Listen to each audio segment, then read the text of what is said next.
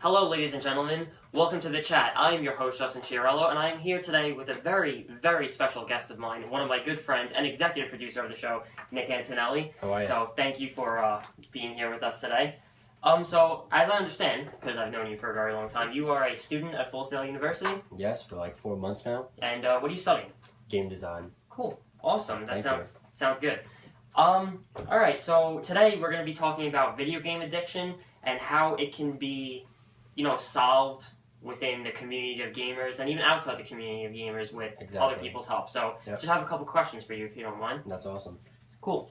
Okay, the first question is what are the benefits of time constraints on consoles like auto shutdowns and other things like that to make sure that it limits the time that people are allowed to play video games?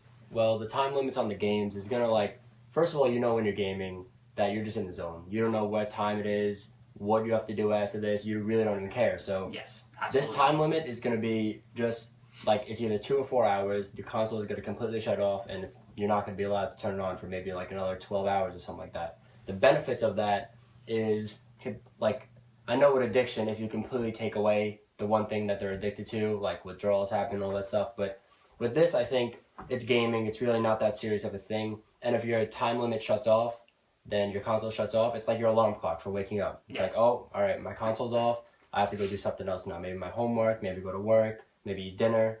So it's going to be pretty beneficial. Exactly, and because gaming isn't it is like a drug, as in the sense that it's very addicting, but it's not as serious as let's say, as alcoholism or something like that, where you don't have to quit. Yeah. You just gotta limit the amount of time you play. Exactly. So it's not like you're quitting cold turkey, I'm gonna stop smoking cigarettes completely.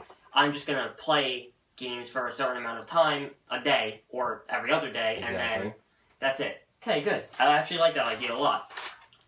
The second question is that, do you feel that the gamers, specifically hardcore gamers in the community, will ever adjust to something like this?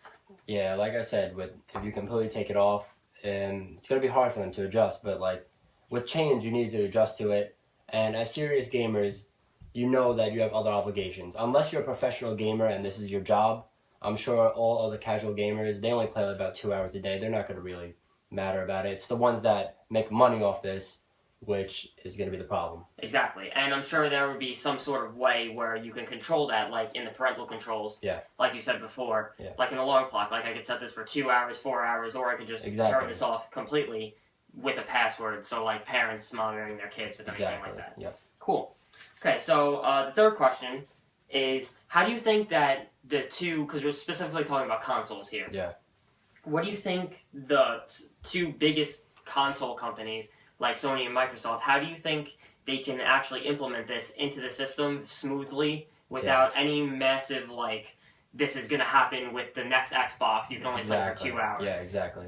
It's going to be like a parental control. You have to put it on, you have to take it off, If you have a problem with addiction, you know that you're addicted to it. It's pretty simple, but they're already in it with the parental controls that you can go and you can set, or your parents can go and set a time limit on your gaming with their password that they choose. So the technology is already in the consoles. It's them bringing it out and bringing awareness to what's actually going on with these addicted gamers.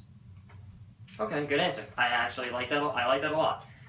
And the last and final question is, do you think right now, today, there is a good balance between outdoor and indoor activities? So as in either going outside, playing sports, or recreational activities, or versus sitting inside and playing video games, and things like that? Absolutely not. You could see that, I once was an addicted gamer, and it hurt my social life a lot. I didn't go out at all. I lost a lot of friends from it, but, the balance right now is horrible. You see 2-year-olds on iPads, and my little cousins, for example, don't get off video games. You need to have a balance, and you need to have these big companies like Sony and Microsoft actually, spread awareness to, go outside. I know Nickelodeon, if you remember, they used to do Nickelodeon 60, where they would shut down their channel for 60 minutes. I do remember that. To go outside and play. So if Sony and Microsoft put that in to their consoles and in their company, it could definitely bring a really, really good balance to gaming and actually going out with some friends. Because I know some addicted gamers, they've lost many friends from it. There's been some bad stuff happening if you're addicted to games, social awkwardness, lack of an intimate relationship. There's a whole list of what goes on. Very interesting. Okay, well, I think that's all the time we have for today. Awesome. So I want to thank you very much, Nick, No problem. Thank you. for joining me on the chat. And as always, we'll see you next week.